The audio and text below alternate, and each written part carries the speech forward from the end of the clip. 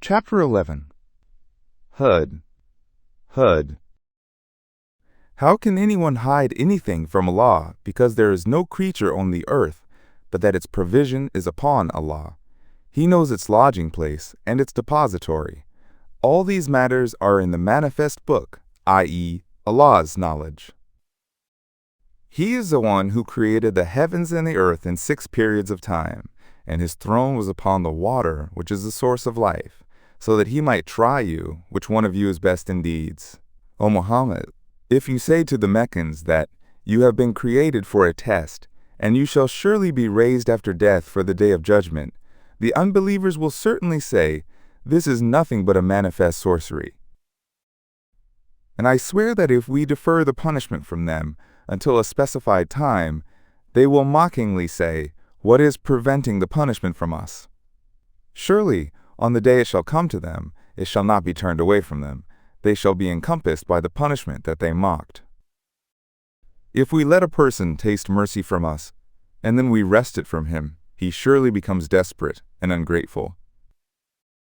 But if we make him taste a favor after an affliction has visited him, he will surely say, the evils have gone wrong me by my own efforts. Surely he is joyous and boastful. Man becomes desperate and blames others in case of misfortune, but he claims the whole credit for himself in case of success. This is the nature of humans, except those believers who are patient and do good deeds. They are the ones who shall have forgiveness and a great reward from their Lord. After all, the persuasion by Prophet Muhammad, the unbelievers of Mecca still stubbornly refused to believe in the message of Allah, but they went on asking for more signs to be sent from Allah. It seemed as if the Prophet was not conveying the message completely. Pointing to this apparent but a certainly untrue cause of their disbelief, Allah says, O Muhammad, look at these Meccans. After all the revelations we have sent to you, the Meccans still refuse to believe.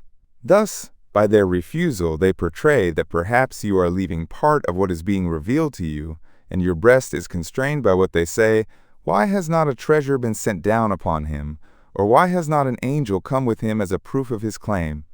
We know that you convey our messages faithfully, because you are only a warner.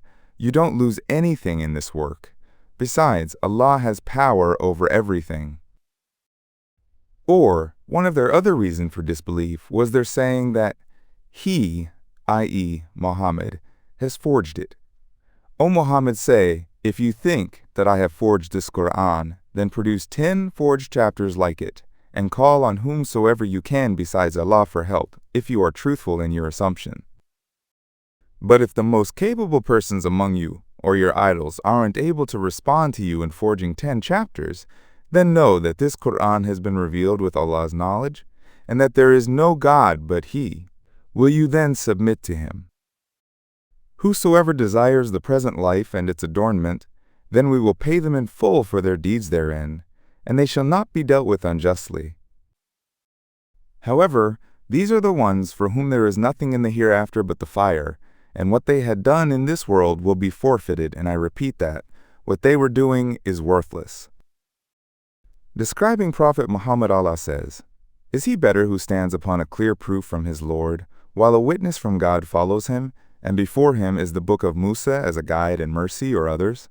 Those who stand upon a clear proof believe in it, but whoever from the different groups disbelieves in it, then his promised place is the fire.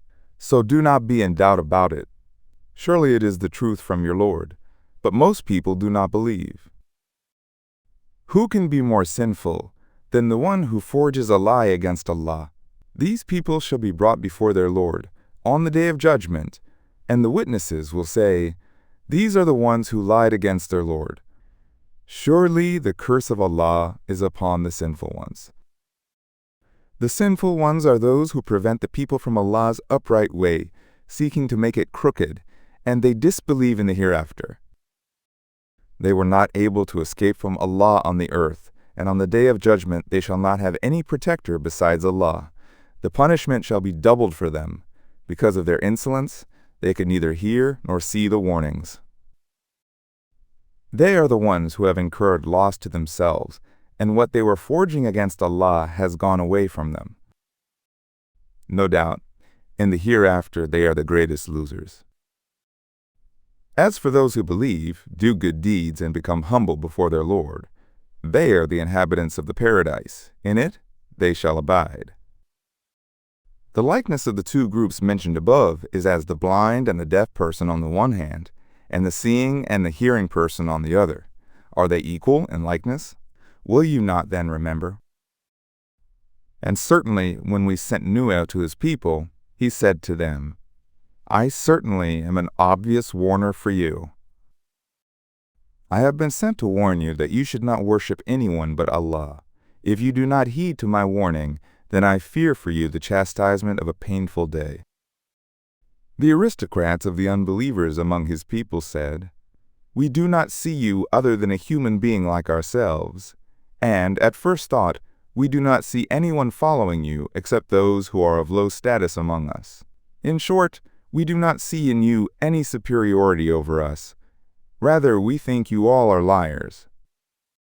Noah said, O my people, tell me, what do you think if I have a clear proof from my Lord? And he has surely granted me a proof as a mercy from himself. But it has remained obscured to you because of your insolence. Then shall we force you to accept it while you are aversive to it? O my people, if you do not believe in my message, I will not lose anything, because I do not ask you for any wealth for this work of prophethood. My recompense for calling you to the right path falls only on Allah.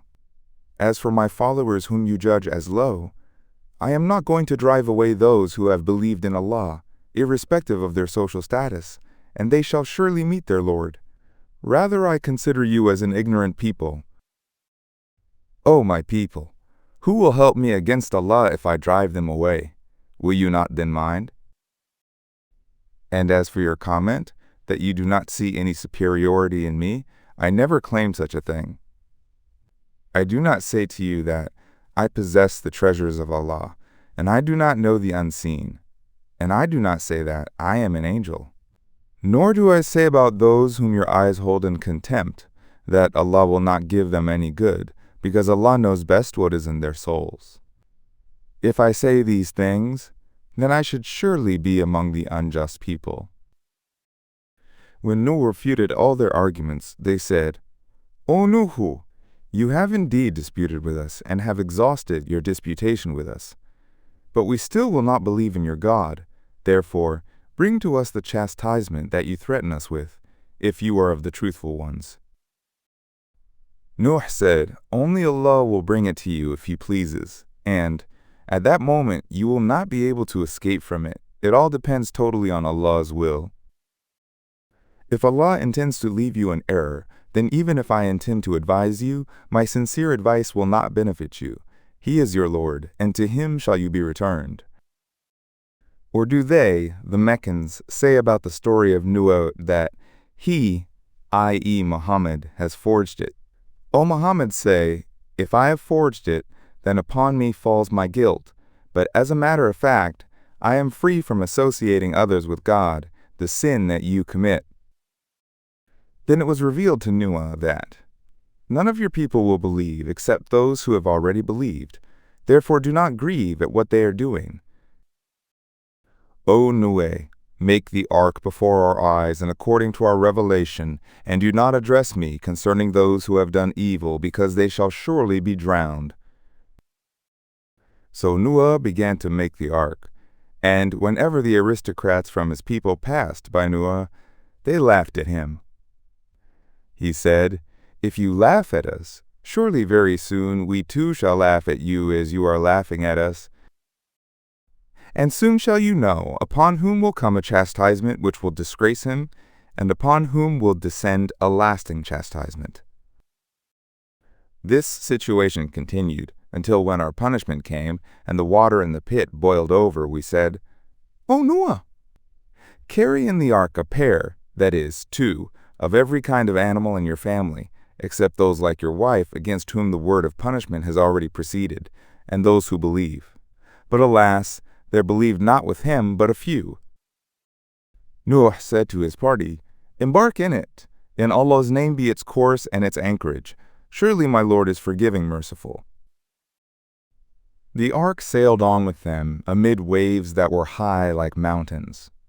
When the flood started, a son of Nuh, known as Canaan, had not joined them in the ark. Nuh did not know that Canaan was a hypocrite. Therefore, as a father, he was concerned for his son. Nuh called out to his son, who had separated from his father, "O my son, embark with us and do not be with the unbelievers." Nuh's son said, "I will seek refuge in a mountain that will protect me from the water." Nuh's son said, "There is no protector today from the punishment of Allah but for a person on whom He has mercy." Then suddenly the wave came between them, and he became one of those who were drowned. And when Allah wanted to bring the flood to an end, it was said, "O earth, swallow your water, and O clouds, clear away." The water subsided, and the mission was accomplished. The ark came to rest on Mount Judai. In the end, it was proclaimed, "Away with the unjust people." Still unsure of his son's hypocrisy, Nuh cried out to his Lord and said, "O my Lord, my son is a member of my family, and your promise to save my family is surely true, and you are the most decisive of all the judges, therefore please save my son." Allah said, "O Nuh, as for your son, you should know that he is not among those members of your family whom I had promised to save, because he is an unrighteous act. Therefore, do not ask me about the matters of which you have no knowledge. I admonish you, lest you should be among the ignorant." When Nuh came to know the truth about Canaan, he said, "O my Lord, I seek refuge in you, lest I should ask you a thing of which I have no knowledge. And if you do not forgive me and have mercy upon me, I shall be one of the losers." Then it was said, "O Noah, get down from the ark with peace and blessings from us upon you and upon the future generations of those who are with you. And there shall be among the future generations some people to whom we will give provisions, but they also will go astray, and then a painful chastisement from us shall afflict them." O Muhammad, these are the news of the stories of the past which we reveal to you. You did not know them, neither you nor your people, before this. Therefore, be patient about the attitude of the unbelievers. Surely, the ultimate victory is for those who guard themselves against displeasing Allah. When we sent to the people of Ad their brother Hud, he said, "O my people, worship Allah. You have no God other than Him. You are nothing but forgers of lies." O my people, I do not ask you for any recompense. My recompense for calling you to the right path falls only on Him who created me. Do you then not understand that whatever I am doing is for your own good? O my people, ask forgiveness of your Lord for your sins, then turn to Him obediently. If you do so, He will send the clouds pouring rain over you copiously and increase you in strength to your already existing strength, and do not turn back as guilty ones. His people said, "O Hud, you have not brought to us any clear proof, and we are not going to leave our gods on the strength of your words, and we are not going to believe in you. As for you, we do not say anything but that one of our gods has smitten you with evil." Hud said, "I call Allah to witness, and you too bear witness, that I am free from what you associate with Allah other than Him. If you think your gods have any power, then try to outwit me altogether and give me no respite. I am sure you will not be able to outwit me, because I have put my trust in Allah, who is my Lord and your Lord. There is no creature on this earth but that He takes it by the forelock. Surely my Lord is on the straight path. But if you turn away from my advice, then I do not lose anything, because I have delivered to you the message with which I have been sent to you, and my Lord will bring another people in your place. By your disbelief and disobedience, you do not harm Him in any way. My Lord is indeed the guardian of everything." When our punishment came, we delivered Hud and those who had believed with him by a mercy from us. We surely delivered them from a harsh chastisement. That was the eventual outcome of the people of Ad, because they denied the signs of their Lord, disobeyed His messengers, and followed the command of every obstinate tyrant. As a result of their disbelief, they were pursued in this world, and will be pursued on the day of resurrection by a curse of Allah. Surely the Ad disbelieved in their Lord, so away with Ad, the people of Hud. When we sent to the people of Thamud, their brother Salih, he said, O my people, worship Allah, you have no God other than Him. He has created you from the earth and has settled you in it. Therefore, ask His forgiveness for your sins, then turn to Him obediently.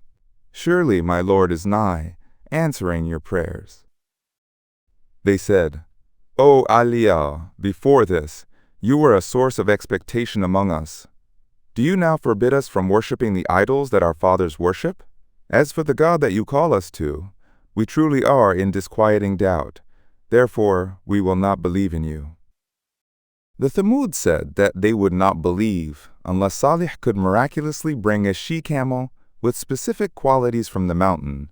Allah accepted their demand, and Salih brought a she-camel from the mountain as proof of his truth. Salih said, O my people, tell me, what do you think if I have a clear proof from my Lord, and He has surely granted me a proof of mercy from Himself? Then who will help me against Allah if I disobey Him? If I lived up to your expectations, then you would increase nothing for me except loss. O my people, this she-camel of Allah is a sign of my truth for you. Therefore, leave her alone so that she may pasture on Allah's earth, and do not harm her. Otherwise, a nigh chastisement will seize you. But they still disobeyed Allah and eventually slew her. So Salih said, O my people, although I had warned you, you disobeyed me. Therefore, enjoy in your abode for 3 days, then the chastisement will seize you. That is a promise not to be belied. So when our punishment came, we delivered Ali alayhi, and those who had believed with him by a mercy from us, and we also delivered them from the disgrace of that day. Your Lord is surely the strong, the mighty. And the rumbling of the earthquake seized those who were unjust, and thus they became lifeless bodies in their houses, as if they had never dwelt there. Surely the Thamud disbelieved in their Lord, so away with the Thamud. When the angels, our messengers, came to Ibrahim with the good news, they said, Peace be upon you. Ibrahim said, Peace be upon you, and welcomed them. It was not long before he brought a roasted calf for his guests. But when he saw that their hands were not reaching out towards it, he became suspicious of them, and conceived a fear of them. When the guests saw this, they said, Do not fear us. We are not eating, because we are angels who have taken human form, and we have been sent to the people of Lu. And his wife, Sarah, was standing by. Sarah was a barren woman who had already passed the childbearing age. By our blessings, she began to have her period. Therefore, through the angels, we gave her the good news of Ishaq, and after Ishaq of Yaqub. When Sarah heard the good news, she said, Woe unto me! Shall I bear a son while I am an old woman, and this my husband is an old man? This is surely a wonderful thing. The angels said, Are you amazed at the decision of Allah? The mercy of Allah and His blessings are upon you, O people of the house. Surely He is praised and glorious. So when fear had gone away from Ibrahim and good news came to him, he began to plead with us for the people of Lur. Surely Ibrahim was forbearing, compassionate, and repentant to Allah. In answer to his pleading, we said, O Ibrahim, leave off this pleading for the people of Lu, because the decree of your Lord has surely come, and a chastisement that cannot be averted is coming upon them. When our messengers, i.e., the angels, came to Lu in the form of handsome young men, he was grieved for them because he knew that his people had evil desires for such persons, and that he was unable to do anything in the way of protection for them. He said to himself, This is a critical day. When the people of Lut saw the handsome young men, they came to him, running towards him.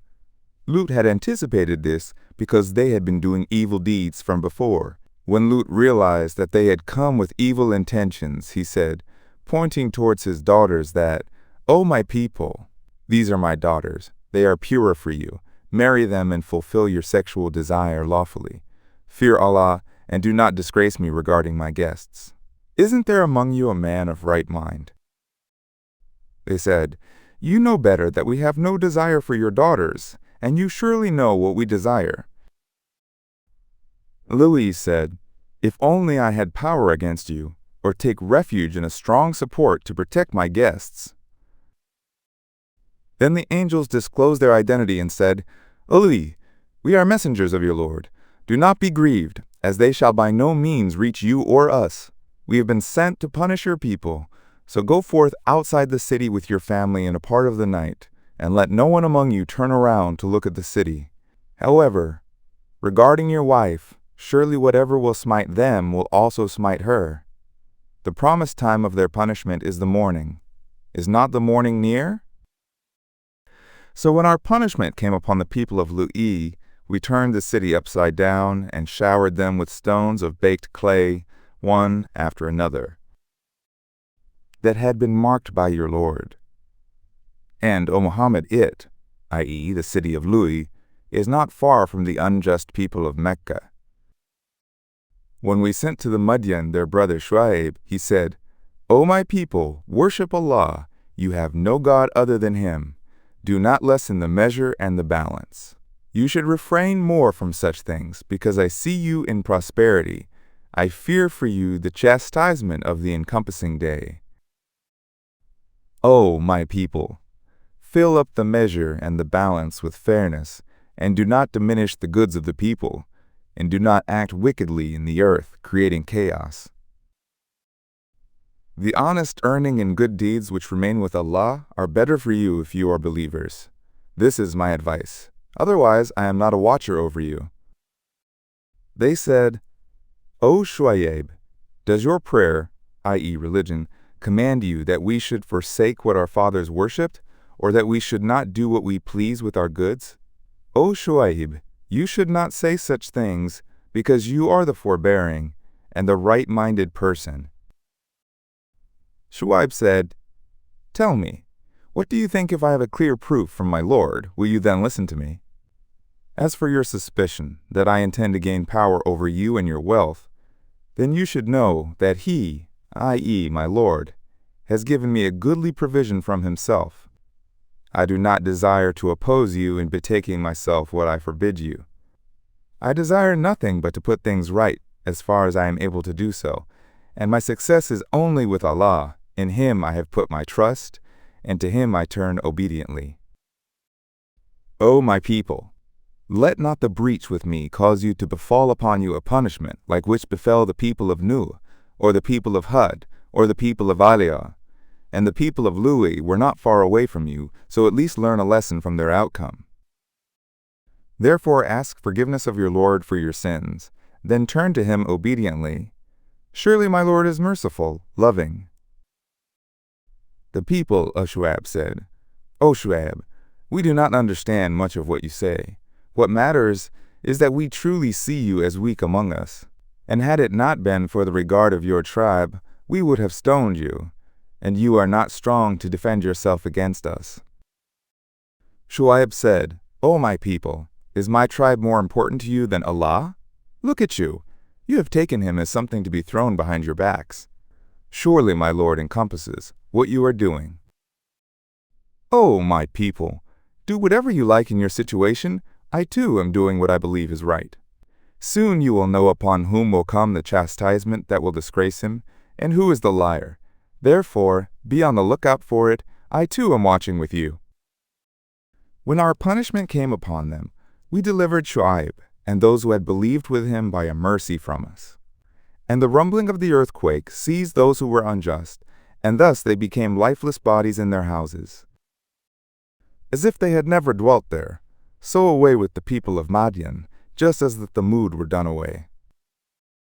We sent Musa with our signs and a clear evidence to Fir'aun and his aristocrats. Musa demonstrated those signs to the aristocrats of Fir'aun, but still they followed the command of Fir'aun. Although Fir'aun's command was not a wise one, Fir'aun shall lead his people on the day of resurrection and will bring them down to the fire.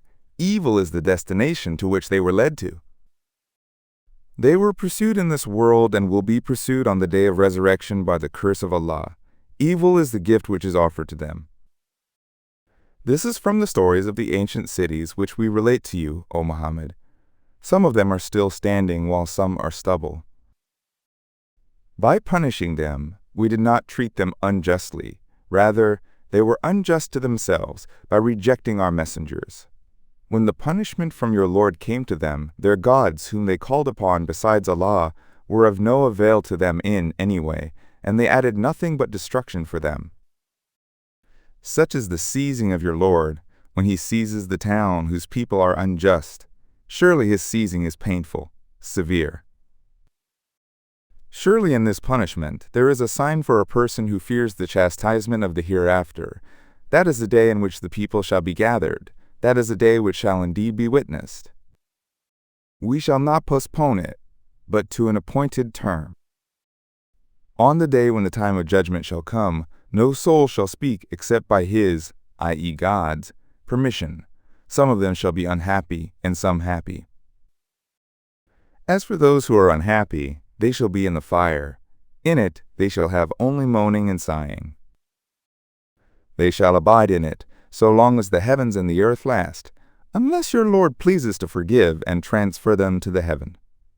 Surely your Lord accomplishes what he desires. As for those who are happy, they shall be in the garden. They shall abide in it, as long as the heavens and the earth last, unless your Lord pleases otherwise. But that would not happen, because admission in paradise is a gift which will never be cut off. Therefore, O Muhammad, do not be in doubt as to the final defeat of the idols that these people of Mecca worship. They worship just as their fathers worshipped before. As for the punishment they earn by their evil deeds, we shall pay them back in full their portion undiminished. Certainly before you, O Muhammad, we gave the book Tawrat to Musa, but in spite of its being a revelation, there was disagreement about it among the Israelites. Had not a word about deferring their punishment to the day of judgment proceeded from your Lord, the matter would have been immediately resolved between them. They surely are in a disquieting doubt about it. And surely your Lord will pay each of them in full for their evil deeds. He surely is aware of what they are doing. In the same way the people of Mecca have disagreed about the Quran. So stay firm as you have been commanded, O Muhammad, and also he who has turned to Allah obediently with you, and do not exceed the proper bounds, as he surely sees what you are doing. O Muslims, do not incline towards or rely on those who are unjust, otherwise the fire will touch you. You have no guardians besides Allah, so if you incline toward the unjust, then you will not be helped by him. O Muhammad, establish the prayer in the two extreme parts of the day and in the first hours of the night. Surely the good deeds, like prayers, drive away the evil deeds. This is a reminder for those who remember Allah. O Muhammad, be patient, for surely Allah does not waste the reward of the good doers. Alas, why were there not among the generations before you men of conscience who would be forbidding corruption in the earth? There were no such persons except a few among those whom we delivered of them, but as for the majority who were unjust, they blindly went after the luxury in which they were surrounded and became sinners. And remember that your Lord would never have destroyed the cities unjustly while their people were those who did things right. If your Lord had pleased, he would have forcefully made the people a single nation instead of being divided into different religions. But he will not do so, because he has given humanity the freedom in action, and therefore they shall continue to differ. Except those upon whom your Lord has mercy by guiding them, they shall stay united in their faith, and he has created them for this mercy and guidance. But alas, not all will follow it, thereby proving that the word of your Lord will certainly be fulfilled, when he said that, I shall surely fill the hell with jinn and men all together. O Muhammad, lifting Sahamutan, all that we relate to you of the news of the past messengers, is so that we may strengthen your heart with it in your work for guiding the people to the right path. And in this chapter and its stories, there has come to you the truth about the beginning and the end, and how Allah deals with humanity. It also serves as an admonition and a reminder to the believers. Therefore, O Muhammad, say, just as Shu'ab and other messengers said to those who do not believe, act according to your ability, we too are acting according to our ability. And wait for the outcome, we too are waiting. Allah's is the unseen in the heavens and the earth. To Him the whole matter is returned, therefore, worship Him and put your trust in Him. Your Lord is not heedless of what you are doing. Chapter 12. Joseph, Yusuf. Alif Lam Ra. These are the verses of the Manifest Book. We have revealed it as an Arabic Quran so that you, the immediate audience of the Prophet, may understand it. O Muhammad, we relate the best of stories to you by having revealed to you this Quran, though before it, you were of those who were unmindful of these stories. Remember when Yusuf said to his father, "O my father, I saw 11 stars, the sun and the moon. I saw them prostrating before me." Yaqub immediately realized that this dream was a sign from God that Yusuf had been chosen to be a prophet. He also realized that if Yusuf's elder brothers come to know about it, they will envy him and probably even try to harm him. So he said, "O my son, do not relate your vision to your brothers, lest they become jealous and devise a plan against you on insinuation of Satan, who surely is an open enemy of humankind. O my son, in this way, your Lord will choose you, teach you the interpretation of dreams and other events, and complete His blessings upon you and upon the family of Yaqub, as He completed it for your fathers before you, i.e., Ibrahim and Ishaq. Your Lord is knowing wise. O Muhammad, surely in the story of Yusuf and his brothers are signs for those who ask about it. The elder brothers became envious of the 2 younger ones. Remember when the elder sons of Yaqub said, "Surely Yusuf and his brother Benjamin are dearer to our father than we, though we are a strong group who take care of the family work. Surely our father is clearly wrong by loving them more than us." Someone among them proposed, "So kill Yusuf or cast him forth into some foreign land, so that your father's attention may be exclusively for you, and after that crime, be a righteous people." One of them said, "No, do not kill Yusuf. Instead, cast him into the bottom of a well, and hopefully some traveler will pick him out and take him away. Throw him into a well if you must have to do something about him." They agreed upon the last proposal. First, they had to get hold of Yusuf, so they went to their father and said, "O our father, why is that you do not trust us regarding Yusuf and do not let him come with us to the desert? We surely are his sincere well-wishers. So please send him with us tomorrow, so that he may enjoy and play. Surely we shall be protecting him." Yaqub said, "It grieves me that you should take him with you, and I fear that the wolf may eat him, while you are heedless of him because of your work." They said, "Certainly, if the wolf should eat him while we a strong group are present there, then surely we are losers, but this can't happen." So the next day, when they had gone off with Yusuf to the desert and agreed to put him in the bottom of the well, we revealed to him, "O Yusuf, do not worry, because certainly a time will come when you shall tell them of this action of theirs, while they will be unaware." After taking his shirt off, they threw Yusuf into a well, stained his shirt with sheep's blood, and came to their father in the evening weeping. They said, "O our father, we went off to race and left Yusuf with our belongings, and a wolf came and ate him. O father, we know that you will not believe in us, even though we are truthful." To prove their story, they brought him Yusuf's shirt with false blood on it. He said, "No, but you let yourselves be tempted to something evil. As for me, patience is good. Allah will help against what you describe."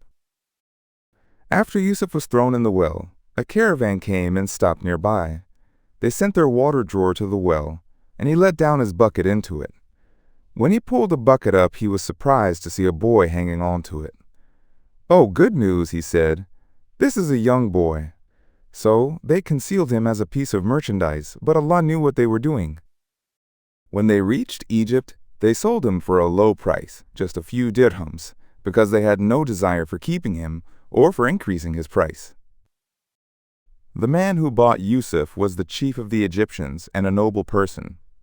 Being a chief, he was known as Aziz, the chief, noble. He and his wife, Zuleika, had no child.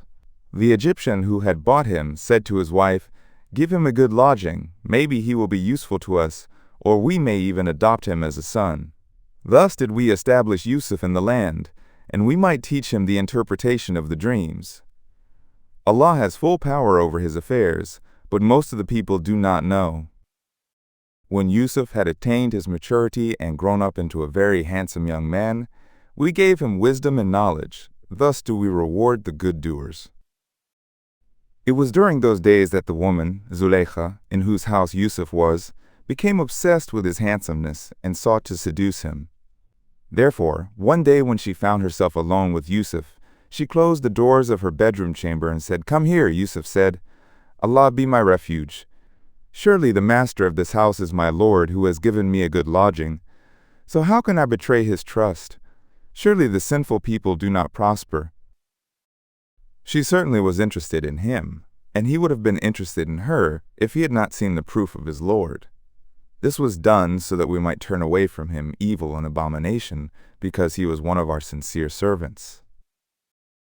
After Yusuf's refusal, they both raced towards the door, he to get away from her, and she to prevent him from leaving. When Zuleika reached Yusuf, she got hold of his shirt and tore it from behind. Yusuf successfully got away from her, but they encountered her husband, the Aziz, at the door. To save herself from blame, Zuleika accused Yusuf and said to her husband, "What is the punishment of him who intends evil against your wife except for imprisonment or a painful chastisement?" Yusuf said, "She is the one who sought to seduce me." Thereupon, a person from her own folk described the nature of witness by saying, "If Yusuf's shirt has been torn from the front, then she speaks the truth, and he is one of the liars.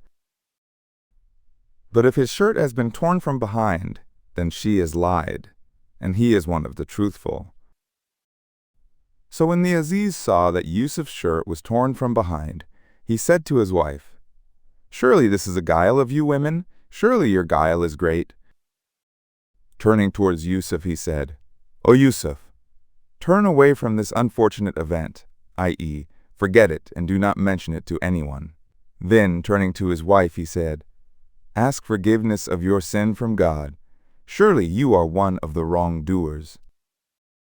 When the news of this episode spread around, the women of the city said, "The chief's wife has been seeking to seduce her slave?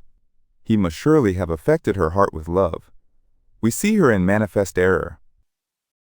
When Zuleika heard the sly talks of the leading ladies of the city, she sent invitations to them to visit her.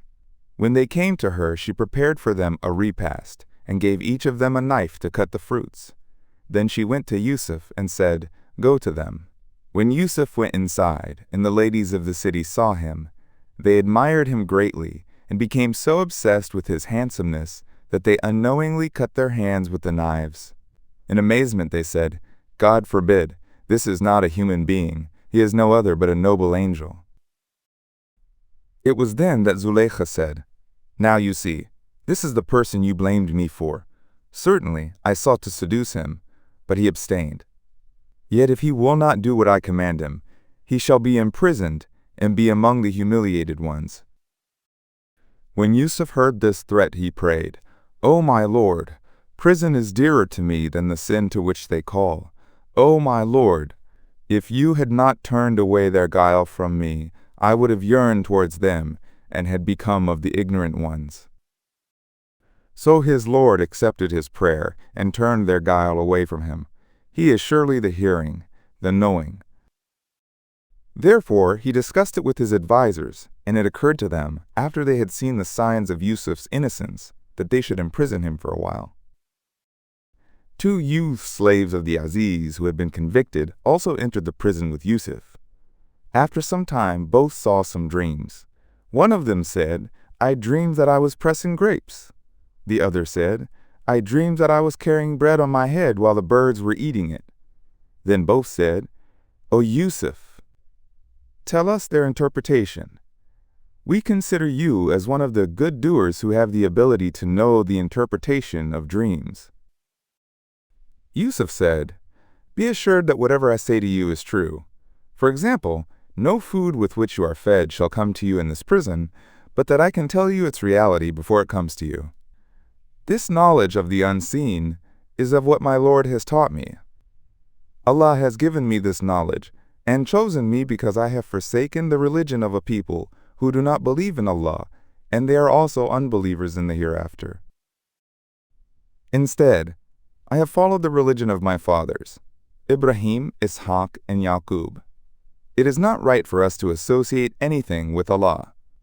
This aversion to polytheism is indeed a grace of Allah upon us and consequently upon the people, because they look at us as models of truth, but most of the people do not thank Him. O my fellow prisoners, are many gods at variance better, or the only one Allah, the subduer of all beings? Whatever you worship other than Him are nothing but names, without any point of reference, which you and your fathers have named. Allah has sent down no authority concerning them. Judgment belongs only to Allah. He has commanded that you shall not worship anything but Him. This is the right religion, but most people do not know. O my fellow prisoners, now coming to the interpretations of your dreams. As for one of you who saw himself pressing grapes, he shall be forgiven and employed to pour wine for his Lord. As for the other, who saw the birds eating bread over his head, he shall be crucified, and birds will eat of his head. The matter has been decreed concerning which you inquired.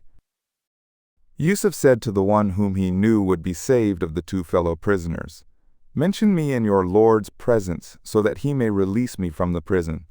But when that prisoner was released, the shaitan caused him to forget the mentioning of Yusuf to his Lord. Therefore, Yusuf remained in prison for some years. The king said, I had a dream in which I saw 7 fat cows, which 7 lean ones were eating them. I also saw 7 green ears and 7 dry ones. O aristocrats of Egypt! Give your opinions to me about my dream if you can interpret the dream. They answered, Surely what you have described are confused dreams, and we do not know the interpretation of such confused dreams. Among the people who were present in the court at that time was one of the 2 prisoners who had been saved and was now among the servants of the Aziz.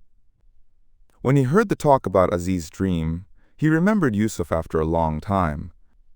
Facing the Aziz and his advisors, he said, I will tell you of the interpretation of the dream, so allow me to go to Yusuf in prison. When that person came to the prison, he said, O Yusuf, O the truthful one, give your opinion to us about a dream, in which appeared 7 fat cows, which the 7 lean ones were eating, and 7 green ears and 7 dry ones, so that I shall return to the people in the Aziz court, and inform them, so that they may come to know. Yusuf said, You shall sow for 7 years continuously, and during these 7 years, whatever you reap, leave it in its ear, i.e., store it, except the little which you will eat. Then after these 7 years, another 7 years of hardship shall come, in which you shall eat what you had stored for them, all except a little which you shall preserve for future cultivation. Then, after the period of hardship, a year will come in which people shall have rain, through which they will be able to cultivate their farms, and eventually in which they will press grapes for their drinks. Then the former prisoner returned to the court and related the interpretation of Yusuf to the Aziz and his advisors. The king was impressed and, at the same time, felt guilty for imprisoning Yusuf without any sin. He said, Release him and bring him to me. When the messenger of the Aziz came, Yusuf said, Go back to your lord and ask him, What was the case of the women who cut their hands? Surely my lord knows their guile. Yusuf said this because he wanted his innocence to be proved beyond doubt. The Aziz gathered his wife and the ladies who had cut their hands when they saw Yusuf. He said, "What was the matter with you when you sought to seduce Yusuf?" They confessed and said, "God forbid, we know of no evil on his part." Zuleika, the wife of the Aziz, said, "Now the truth has come to light. I sought to seduce him, and he is surely one of the truthful ones when he said that he had not seduced me." When Yusuf was informed about these confessions, he said, "I have asked the Aziz to investigate this matter again, so that he may know that I have not been unfaithful to him in secret, and that surely Allah does not guide the treachery of the unfaithful, even if they be from the king's family."